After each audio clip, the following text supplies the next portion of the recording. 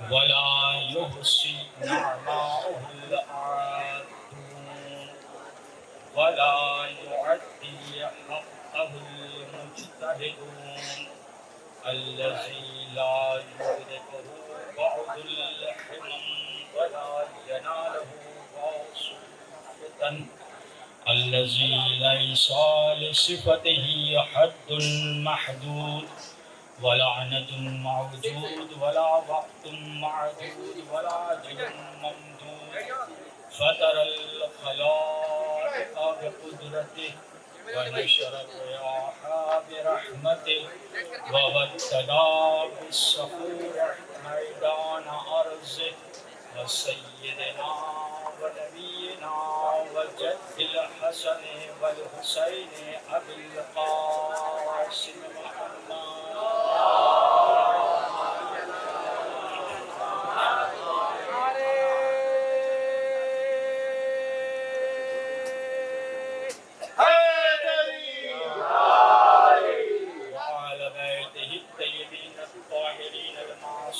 المظلومين المنتخبين المنتجبين ولعنة الله على أعدائهم أجمعين وغاصب حقوقهم ومنكر فضائلهم ومصائبهم أما بعد فقد قال الله تعالى وتبارك في كتابه الكريم وقوله الحق وأصدق الصادقين بسم الله الرحمن الرحيم قال ربكم ادعوني استجب لكم صلوات محمد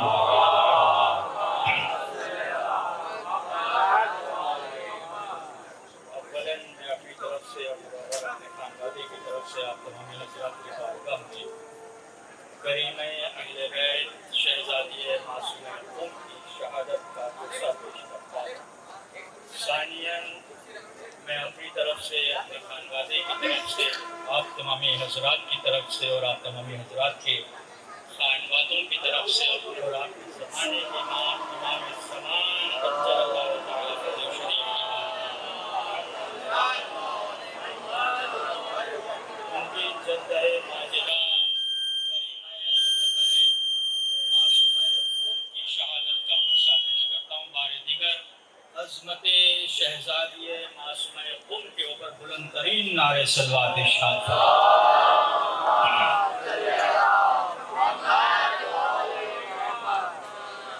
عزیزان گرامی، جس آئے کریمہ کو میں نے اپنا سرنامہ بیان قرار دیا بڑی مشہور زمانہ آئے کریمہ ہے. خدا ولی عالم ارشاد فرما رہا ہے قال ربکم ادعونی استجب لکم، یعنی یوں دیکھیں تو یہ آیت ایک جملہ ہے، ایک ٹکڑا ہے، لیکن اس کے اندر دو باتیں پائی جاتی ہیں. اس کے اندر دو چیزیں پائی جا رہی ہیں. ایک کہ اللہ آپ کو حکم دے رہا ہے، اور دوسرے ٹکڑے میں اللہ آپ سے وعدہ کر رہا ہے. وعدہ کر رہا ہے کیا ہے؟ اعلیٰ ربکم ادعونی، یہ حکم دیا، مانگو، پکارو، مجھ سے مانگو، میں عطا کرنے والا ہوں. اور کیسے؟ استجب لکم، میں تمہاری دعاؤں کو ضرور بھی ضرور قبول کرنے والا ہوں. اب مجھے انصاف سے بتائیں کہ اگر اس دنیا میں کوئی شریف انسان ہو اور وہ آپ سے کوئی وعدہ کرے اور وفا نہ کرے تو آپ اس کو شریف نہیں کہیں گے، اس کی شرافت پہ حق آ جائے گا. یعنی اس دنیا کا شریف ترین انسان بھی وعدہ کر کے وعدہ خلافی کرنا پسند نہیں کرتا ہے. تو مجھے بتائے وہ معبود حقیقی وہ آپ سے وعدہ کر کے وعدہ خلافی کیسے کر سکتا ہے؟ جس نے آپ کو دعا مانگنے کا حکم دیا ہو، کیا وہ آپ کی دعاؤں کو قبول نہیں کرے گا؟ تو پھر ہم نے یہ دیکھا کہ بہت سارے لوگ یہ کہتے ہوئے نظر آئے کہ مولانا کیا کرے، دعائیں مانگتے ہیں دعائیں مستجاب نہیں ہوتی ہیں، دعائیں کرتے ہیں لیکن دعا اللہ کی بارگاہ میں قبول نہیں ہوتی ہے. تو کیا یہ مانا جائے نعوذ باللہ کہ اللہ نے اپنی اپنے وعدے کو وفا نہیں کیا؟ نہیں، ہمارے مانگنے میں کمی ہے، اس کے عطا کرنے میں کمی نہیں ہے۔ اب کیا مصلحت ہے؟ دعا قبول کیوں نہیں ہوتی؟ یہ تو دیکھیں علماء کا مسئلہ ہے، علماء جانے، میں تو ایک چھوٹا سا طالب علم ہوں، اور اپنے خیال اور اپنے علم کے اعتبار سے جتنا میں سمجھا ہوں میں عرض کر رہا ہوں آپ کی خدمت عالیہ میں۔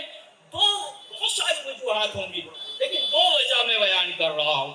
پہلی وجہ یہ ہے کہ ہماری دعا اللہ کیوں نہیں جلدی سنتا، کیوں نہیں قبول کرتا؟ تو اس کی پہلی وجہ یہ کہ ایک فقیر آیا، ایک درویش آیا آپ کے گھر کے اوپر، اور ایک مکروہ آواز میں اس نے مانگنا شروع کیا۔ بیگم اٹھی دینے کے لیے، صاحب خانہ نے کہا جلدی دے کے اس کو رخصت کر دو۔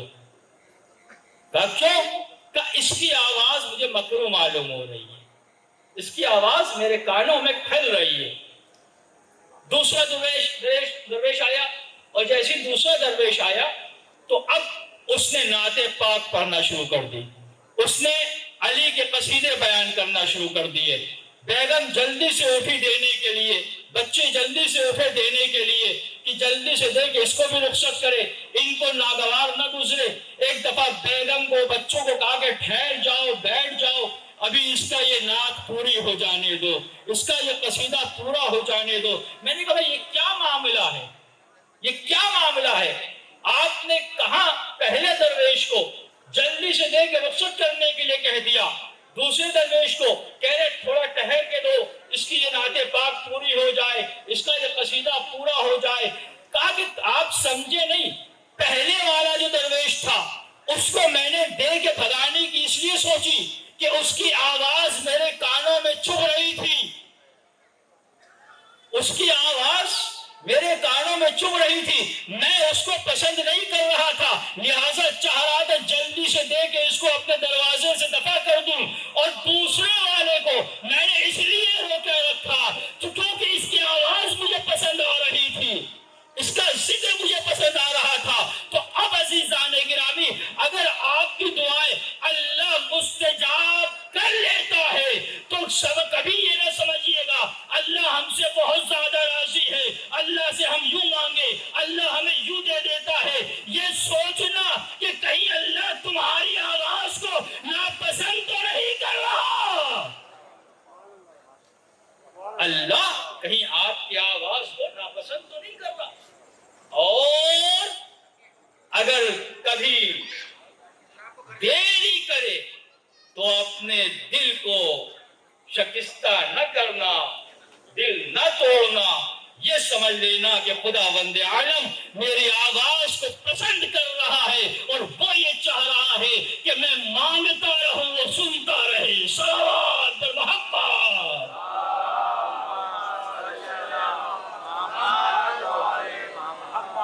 ایک وجہ تو یہ کہ شاید ہماری آواز اس کو پسند آ رہی ہے، اس لیے وہ عطا کرنے میں دیری لگا رہا ہے۔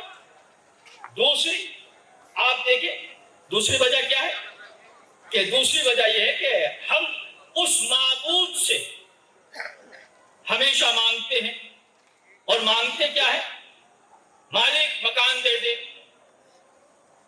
مالک اولاد دے دے، کاروبار دے دے، رزق دے دے، دنیا کے مطالبات۔ اور ہمارا مزاج یہ ہے، میرے جوانوں غور فرمائیے گا، ہمارا مزاج یہ ہے کہ ہم ادھر سے کہیں مالک مکان، اللہ کہے یس، مالک اولاد، اللہ کہے یس، مالک رزق، اللہ کہے یس، مالک شہرت، اللہ کہے یس۔ اور جب ادھر سے مطالبات ہو، صبح کی نماز پڑھو، مالک نو، نیند بہت آتی ہے، راہ خدا میں خرچ کرو، مالک نو، مال سے محبت بہت ہے۔ آپ نے غور فرمایا؟ کار خیر کرو، مالک نو، بس کی بات نہیں ہے۔ اطاعت پروردگار کرو، مالک نو، زحمت ہے۔ نافرمانی نہ کرو، مالک نو، ممکن نہیں ہے۔ ہم ادھر سے جب چاہتے ہیں تو چاہتے یہ ہیں کہ جتنا کہتے رہیں ادھر سے یس یس یس یس آتا رہے، اور ادھر سے جب مطالبہ ہو تو ہم یہ کہتے رہے نو نو نو نو۔ اب مجھے انصاف سے بتائیے کہ اللہ ایسے نو کے اوپر کیسے قبول کرے گا؟ یہ تو کوئی رشتہ نہیں ہوا نا، یہ تو کوئی تعلق نہیں ہوا نا کہ آپ اس سے یہ خواہش کریں کہ وہ ساری باتوں کو مان لے، ہم اس کی ایک بات نہ مانیں۔ اسی لیے مولا کائنات نے کہا بار الہ میرے ان گناہوں کو مٹا دے جس کی وجہ سے میری دعائیں تیری بارگاہ میں قبول نہیں ہو پا رہی ہے۔ آپ نے غور فرمایا؟ اب آئیے میں ایک بات کر کے آپ کو اس بات کو مدلل بنا دوں کہ کیا ہے، ہم چاہتے ہیں کہ وہ ہماری بات پہ یس کرتا رہے، ہم اس کی بات پہ یس کرنے کے لیے تیار نو نو نو، ہماری طرف سے نو ہی نو رہتا ہے۔ کبھی تم بھی تو یس کر کے دیکھو، پھر دعا کرو، کیسے نہیں قبول ہوگی؟ دستغیر علامہ دستغیر شیرازی اپنی کتاب میں تحریر فرماتے ہیں، اصفہان کا ایک واقعہ کہ ایک عالم دین ایک بازار سے گزر رہے تھے اور ایک بلڈنگ کے کسی روم میں ایک عورت اپنے بچے کو کھلا رہی تھی۔ اچانک اس کے ہاتھ سے وہ بچہ چھوٹا اور عنقریب تھا کہ وہ زمین پہ آئے، اوپر سے گرے اور سیدھی بات ہے انتقال فرما جائے۔ سارے لوگ انگشت بدندہ کھڑے ہوئے دیکھ رہے تھے، سکتے کی حالت میں، سب کے دلوں کی سانسیں رکی ہوئی تھی۔ اس عالم دین بھی وہیں پہ کھڑا ہوا اس منظر کو دیکھ رہا تھا۔ ایک دفعہ اس نے فوراً جیسے اس بچے کو گرتا ہوا دیکھا، ایک آواز بلند کی، بار الہ اس بچے کو بچا لے۔ علامہ دستغیر شیرازی نے لکھا کہ جیسے ہی اس کی زبان سے یہ جملہ نکلا، بچہ ہوا کے دوش پہ ٹھہر گیا۔ سب لوگوں نے جیسے اس منظر کو دیکھا کہ اس کی وجہ سے فوراً گئے، بچوں کو اتارا ہوا کے دوش سے، اور اتارنے کے بعد صحیح و سالم لے کے آ گئے۔ سب لوگ اس کے قدموں پہ گر گئے۔ آپ تو کوئی ولی معلوم ہوتے ہیں، آپ نے تو یہ اعجاز کر دیا، آپ نے تو یہ کرامت کر دی، آپ تو کوئی ولی معلوم ہوتے ہیں، آپ تو کوئی فقی معلوم ہوتے ہیں، آپ تو بڑے عظیم انسان معلوم ہوتے کہ آپ نے کہا اور اللہ نے سن لی اور فوراً اس بچے کو بچا لیا۔ کہ میں کوئی ولی نہیں ہوں، میں کوئی فقی نہیں ہوں، میں کوئی بہت بڑا عالم نہیں ہوں، کہ پھر آپ ہیں کون؟ کہ سنو، میں نے پوری زندگی اس کی سنی ہے، آج اس نے میری سن لی ہے۔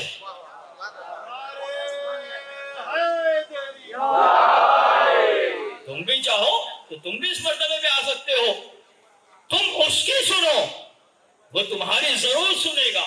ہمارا مطالبہ کیا ہوتا ہے؟ ہماری وہ سنتا رہے، ہم اس کی نہیں سنیں گے۔ آپ نے غور فرمایا؟ تو یہ تو ایک کرم ہے مالک کا، اس معبود حقیقی کا، کہ اس نے ہم جیسے گنہگاروں کو اپنی بارگاہ میں کھڑے ہونے کی اجازت دے دی ہے، ورنہ ہمارے گناہ اس قابل ہیں، اتنے ہیں کہ ہم اس کی بارگاہ میں کھڑے بھی نہیں ہو سکتے۔ آپ نے غور فرمایا؟ ہم اس کی بارگاہ میں کھڑے ہونے کے قابل بھی نہیں ہیں۔ یہ تو اس نے کہا ہے قال ربکم ادعونی، اس لیے ہم کھڑے ہو جاتے ہیں مالک ہم کو یہ دے دے، ورنہ ہمارا کوئی حق نہیں ہے مانگنے کا، ورنہ ہمارا کوئی مطالبہ کرنے کا حق نہیں ہے اس سے کہ ہم مطالبہ کر سکے۔ بس مالک تو نے کہا ہے۔ یہاں تو یہ بارگاہ تو وہ ہے کہ جہاں پہ بڑے بڑے مرسلین کانپتے ہوئے نظر آتے ہیں، ائمہ اطہار لرزتے ہوئے نظر آتے ہیں، ولی خدا تھراتے ہوئے نظر آتے ہیں۔ ہماری اور آپ کی مثال کیا؟ اور یہ تو وہ ہے کہ جس نے اس کی رحمت، اس کا کرم، اس کی جود، اس کی سخا اس منزل کے اوپر ہے کہ اس نے इसने चाहा तो फिरौन को बादशाही दे दी, इसने जब चाहा नमरूद को हुकूमत दे दी, इसने जब चाहा शद्दाद को दौलत दे दी। आपने गौर फरमाया, ये वो हाकिम है जिसने इसको नहीं माना उसको भी दिया है, और जो माने उसको क्या कुछ नहीं दे सकता है, सब कुछ देगा, बस मांगने का सलीका होना चाहिए है।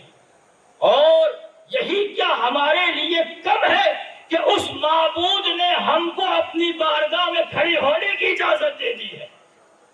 बस इसी जुमले के साथ आपने एक टीवी के ऊपर एक प्रोग्राम देखा होगा, मन की बात, सुना है? और ये प्रधानमंत्री जी, ये वो हाकिम है कि जो किसी मुल्क का नहीं है, पूरी ममलकत का है, कोनो मका का मालिक है। इसकी हुकूमत किसी के वोट पे नहीं आई है, ये हमेशा से हाकिम है, ये बादशाह है, ये खालिक कायनात है, खालिक कोनो मका है। लेकिन जो हमारे वोट से हाकिम बनते हैं,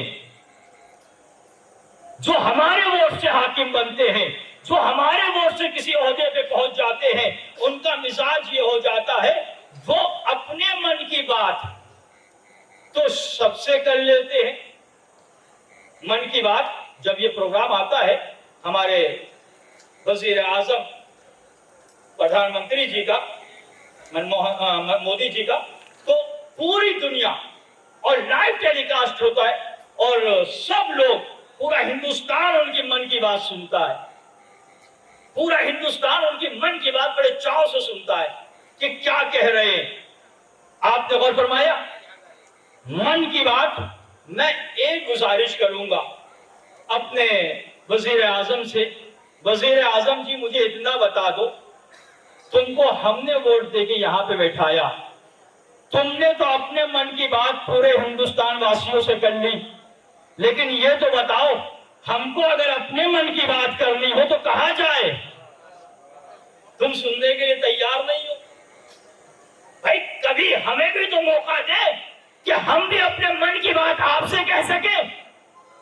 आपने गौर फरमाया, ये मन की बात, वो तो अपने मन को खाली कर लेते, हम अपना मन कहाँ जाके खाली करें? कोई हाकिम हमारी बात को सुनने के लिए तैयार नहीं है। लेकिन मुझे इंसाफ से बताएं, ये वो अल्लाह है, ये वो माबूद हकीकी है कि जो सिर्फ अपने मन की बात कहता नहीं है, बल्कि बंदों के मन की बातों को सुनता भी है। अल्लाह ने कहा कि जब तुमको ये देखना हो कि मेरे मन में क्या है तो कुरान पढ़ लेना, और जब तुमको अपने मन की बात मुझसे करनी हो तो दस्ते दुआ को बुलंद कर लेना। सलावत मोहम्मद।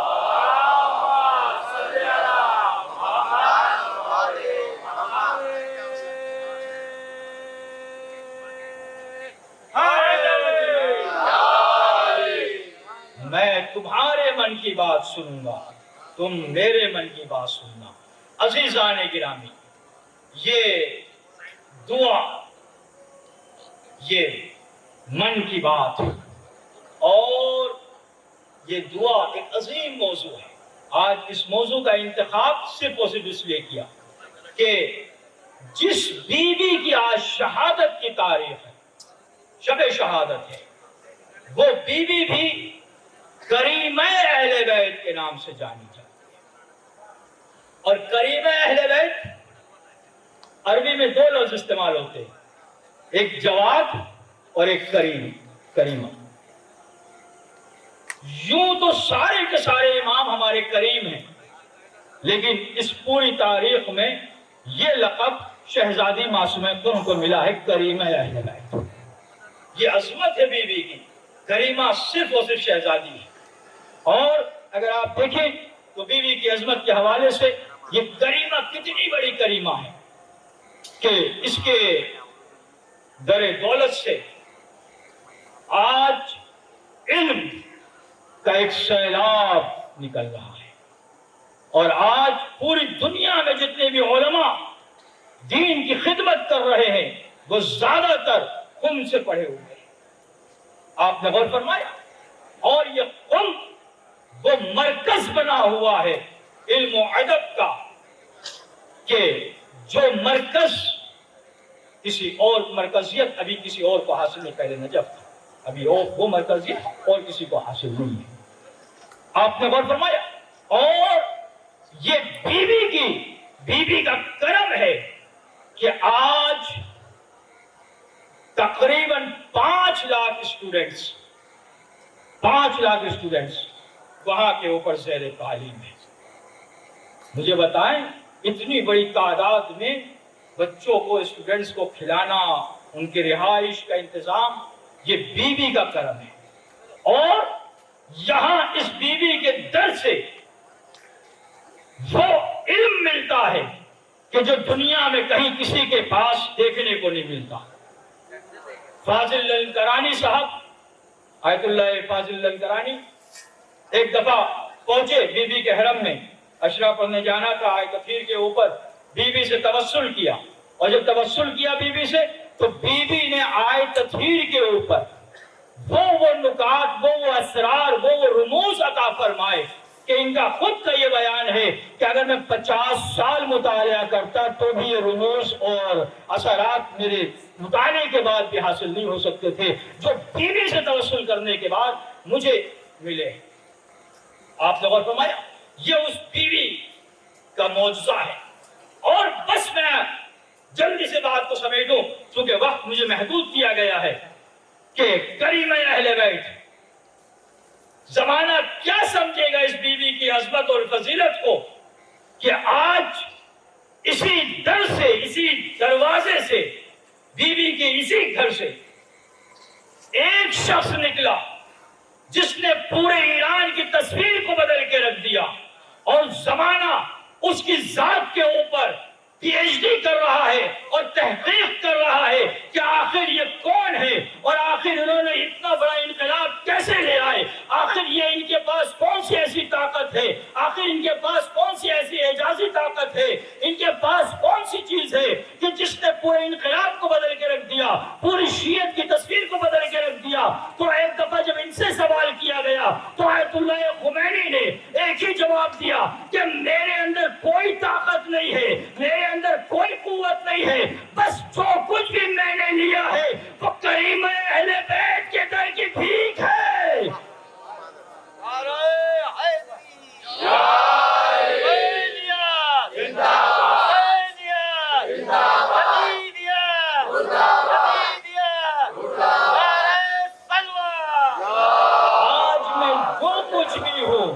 جو کچھ بھی ہوں, جس منزل پہ ہوں, آیت اللہ خمینی کہتے ہیں جو بھی کچھ ہوں, جس منزل پہ بھی ہوں, وہ اسی بیوی کے در کی بھیک ہے.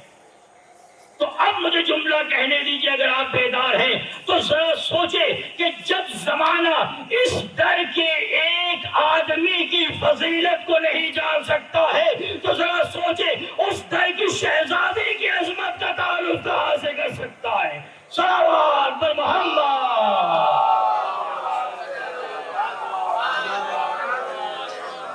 عزیزان گرامی, یہ ایک موضوع آپ دیکھیں کہ اسی درسگاہ سے, اسی قم سے ایک بچہ نکلا 5 سے 6 سال کا, مجتبیٰ. آپ نے سنا ہوگا جب یہ مکے پہنچا, یہ کوئی ایسی بات میں نہیں کہہ رہا جو آپ کو نہ مل سکے, یوٹیوب پہ آپ ڈالیے گا اور دیکھیے گا کہ مجتبیٰ جب یہ وہاں پہنچا مکے کے اندر تو بہت سارے حفظائے قرآن بیٹھے ہوئے تھے, سوال کرتے رہے, یہ جواب دیتا رہا, وہ سوال کرتے رہے, یہ جواب دیتا رہا. آخر میں جب ان کے سوالات ختم ہو گئے تو ایک دفعہ مجتبیٰ 6 سال کی عمر میں کھڑا ہوا, اور کھڑے ہونے کے بعد ایک عجیب جملہ کہا کہ سنو, میرے یہاں جانے سے پہلے جتنے سوال کرنے ہیں کر لو, کل میرے جانے کے بعد یہ نہ کہنا کہ شیعوں کو قرآن یاد نہیں رہتا. یہ صرف 5 سال 6 سال یہ فضیلت یہ مرتبہ کسی اور بنا پہ نہیں، اس در کی فضیلت، اس در کی فضیلت، یہ کریمہ اہل بیت ہے۔ جواد اس کو کہتے ہیں کہ جو مانگے اور پھر عطا کرے، اور کریمہ اس بیوی کو کہا جاتا ہے، کریم اس کو کہا جاتا ہے کہ جو بغیر مانگے ضرورت کو پورا کر دے، اس بیوی کو کریمہ اہل بیت معصومہ قم کہا جاتا ہے۔ صلوات بھیج محمد و آل محمد۔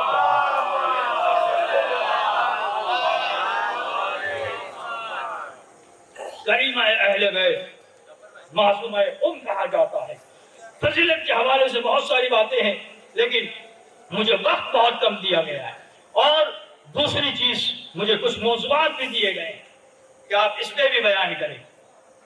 عزیزان گرامی، دعا، یہ کریمہ اہل بیت کے در سے جو دعا مانگتا ہے کوئی دعا اس کی رد نہیں ہوا ہے۔ اس کی دعا یہ تو ہے یہ کریمہ اہل بیت، یہاں آ کے مانگو، اور مانگو کیا دل میں ارادے کر کے آؤ، یہاں سے فوراً عطا ہو جاتا ہے۔ بس ضرورت ہے کہ ہم کو اپنے عقیدوں کو مضبوط کرنے کی۔ یہاں عطا میں کمی نہیں ہوتی، ہمارے مانگنے میں کمی ہوا کرتی ہے۔ آج یہ اتنا بڑا مجمع 5 گھنٹے اور 3 گھنٹے اور 4 گھنٹے کی مسافرت طے کر کے آپ یہاں پہ جمع ہوئے ہیں، کس لیے جمع ہوئے؟ کسب عزاداری کرنے کے لیے جمع ہوئے ہیں۔ خدا آپ کے آنے کو قبول کرے، خدا آپ کی ساری حاجتیں جو یہاں کے اوپر حاجتیں لے کے آئے ہیں بی بی معصومہ قم کے صدقے میں، کریمہ اہل بیت کے صدقے میں پوری فرمائے۔ خدا معصومہ قم کے صدقے میں ان تمام حاضرین کو اپنے حفظ و امان میں رکھے، ان کی ساری نیک اور شرعی حاجات کو پورا فرمائے۔ عزیزان گرامی، آپ دیکھیں یہ عزاداری آپ کو دیتی کیا ہے؟ زمانہ سوال کرتا ہے عزاداری یہ دیتی کیا ہے آپ کو؟ مجھے موضوع دیے گیا عزاداری بھی تھوڑا سا بیان کریے گا، تو میں جلدی سے یہاں پہ تھوڑی سی باتیں عزاداری کے حوالے سے عرض کرتا چلوں۔ عزاداری دیتی کیا ہے آپ کو؟ ہم سے نہ پوچھو عزاداری دیتی کیا ہے، بس یہ سمجھ لو کہ عزاداری ہم کو کیا نہیں دیتی ہے۔ ہمارے پاس آج جو کچھ بھی ہے وہ اسی عزاداری کی دین ہے۔ یقین جانے، یقین جانے، جس دن ہم سے یہ عزاداری ختم ہو گئی اس دن ہم ختم ہو جائیں گے۔ بس ہم 2 باتیں کہتے ہیں کہ عزاداری، لوگ سوال کرتے ہیں بھائی عزاداری آپ کو دیتی کیا ہے، تو بس اتنا سمجھ لو کہ اس عزاداری نے ہم کو نہ کبھی مرنے دیا ہے نہ کبھی بکھرنے دیا ہے۔ کا مطلب یہ ہے، ہم سمجھا دیتے ہیں حجاج بن یوسف یا اس سے پہلے کے زمانے سے آپ لے لیجئے، ہمارے خون سے گارے اور گاروں سے عمارتیں چھین لی گئی، ہم کو نہ جانے کتنا مارا گیا، قتل عام کیا گیا ہمارا۔ ابھی اسی محرم کی بات ہے، 5 محرم کو افغانستان میں ایک مجلس کے درمیان بم بلاسٹ کرا دیا گیا، کتنے شیعہ شہید ہو گئے۔ نائجیریا میں ابھی 10 محرم کو باقاعدہ عزاداروں کے اوپر جو عزاداری کر رہے تھے، جو جلوس نکال رہے تھے، ان کے اوپر فائرنگ کرا کے ان کو شہید کر دیا گیا۔ پاکستان میں آئے دن ایسی باتیں ہوتی رہتی ہیں، بحرین میں آئے دن ایسے حادثات ہوتے رہتے ہیں، دوسرے ممالک میں ایسے حادثات آپ سنتے رہتے ہوں گے۔ یعنی المختصر کروں تو ہم کو ہمیشہ مارنے کی کوشش کی گئی لیکن مار نہ سکے، دشمن کی تلواریں کند ہو گئی، گولیاں ختم ہو گئی، بم کے گولے ختم ہو گئے، لیکن یہ قوم نہ مٹ سکی۔ کیوں؟ صرف اس لیے کہ ایک بی بی کی دعا کا اثر ہے، ایک بی بی کی دعا کا نتیجہ ہے۔ ہم کو مٹانے والے مٹ گئے، ہم نہ مٹ سکے، ہم نہ ختم ہو سکے۔ اور یقین جانے ہم کو مارنے والے تو مت رکھنا، جب تک یہ عزاداری ہے، جب تک تم باقی ہو۔ جس دن یہ عزاداری ختم ہو گئی اس دن ہم اور آپ ختم ہو جائیں گے۔ بس عزیزان گرامی، یہ ہے عزاداری۔ اور آج यहाँ के ऊपर इतनी दूर की मुसाफिरत तय करने के बाद दूर दराज से यहाँ पे लोग एक बीवी का मातम करने के लिए आए। कौन बीवी? वो बीवी जो करीमा अहले बैत है। एक अल्लामा से किसी ने सवाल किया, अल्लामा सखावत हुसैन साहब से, कि मौलाना हम इस बीवी का मासूम खुम का ताबूत निकालें? अजीब जुमला कहा, नहीं, इसका ताबूत तुम नहीं निकाल सकते। कहा क्यों? कहा इसलिए कि ताबूत गरीबों का निकाला जाता है, ताबूत मजलूमों का निकाला जाता है। ये तो बीबी बड़ी अजीम थी, अजमतों वाली थी। तुम्हें अगर ताबूत निकालना है तो उस 4 साल की बच्ची सकीना का निकालो जिसके आलम गुर्बत में शहादत हो। तुम्हें अगर ताबूत निकालना है तो उस बीबी ज़ैनब का निकालो जिसको शाम में शहीद कर दिया। तुम्हें अगर ताबूत निकालना है तो उस बीबी का निकालो जिसका पहलू शकिस्ता था। अल्लाह, ये तो अजमतों वाली बीबी है, उसका ताबूत न निकाले।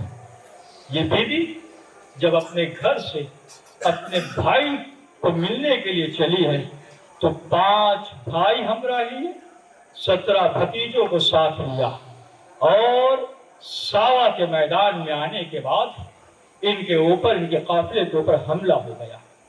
दुश्मनों ने हमला किया, इनके सारे भाई और भतीजों को वहीं पे शहीद कर दिया। बीबी अपनी कनीज के साथ आगे बढ़ी और ये कहती हुई चली कि मैंने सुना है एक शहर यहाँ पे ईरान में है जिसको क़ुम कहते हैं।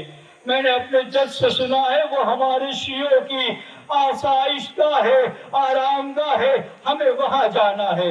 बस बीवी ने ये इरादा किया,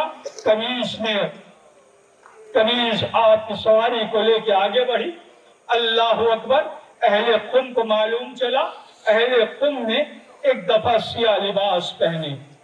सिया लिबास पहनने के बाद बच्चों को साथ लिया, औरतों को साथ लिया, लेने के बाद बीबी के इस्तकबाल के लिए चले और उनके बाहर बीबी का इस्तकबाल किया। और जैसे ही बीबी का इस्तकबाल कर रहे थे तो एक दफा कनीज ने कहा कि बीबी क़ुम की तरफ से कुछ लोग आ रहे हैं। बीबी ने कहा कौन है? का मालूम नहीं है, कुछ अहले क़ुम मालूम होते हैं और उनके सरदारों का अजीब हाल है। का क्या हाल है? कहा कि उन्होंने अपनी आंखों पे पट्टियां बांध रखी है, पाप प्यादा है, गिरेबान चाक है। ऐसा मालूम हो रहा है कि किसी की ताज़ियत देने के लिए आ रहे हो। जैसे ही सुनना बीवी ने कहा उनको नजदीक आने दो। नजदीक आए, आने के बाद हाथों को जोड़ लिया। जोड़ने के बाद कहा बीवी हम ताज़ियत देते हैं। कहा पहले ये बताओ तुम कौन हो? कहा हम अहले क़ुम हैं। कहा ये सिया लिबास क्यों पहन रखे हैं, या आंखों पे पट्टियां क्यों बांध रखी है? कहा बीवी ये सिया लिबास इसलिए पहन रखे हैं कि हमारा आज 8वां इमाम हमको छोड़ कर। कहा अच्छा तुमने आंखों पे पट्टियां क्यों बांध रखी है? एक दफा जुमला कहा बीबी हमने आंखों में इसलिए पट्टियां बांध रखी है कि कहीं हमारी आंखें आपकी महमिलों को ना देख ले, आपके ऊपर हमारी निगाह न पड़ जाए। और इतना सुनना था, मासूमे क़ुम ने एक दफा शाम का रुख किया और कहा कि मेरी जद्दा ज़ैनब आप भी परदेश में गई थी, लेकिन आपका इस्तकबाल इस अंदाज से हुआ। ना महरमों का मजमा था, गलवाए आम था, बाजार था, सर पर हैना थी।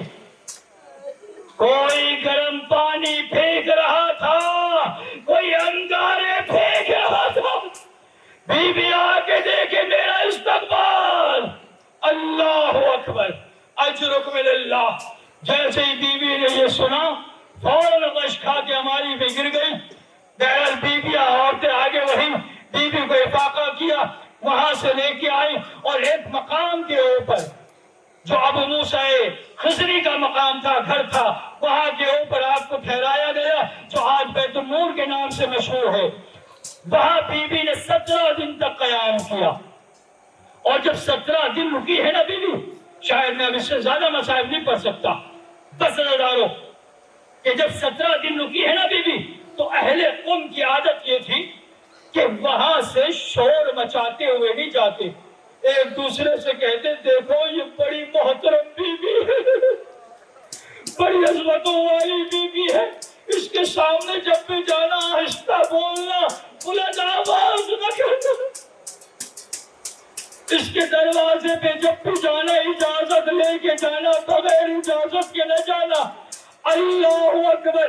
میں کہوں گا اے بی بی کریم اہل بیت معصوم قوم، یہ گھر آپ کا نہیں ہے، موسیٰ کا ہے۔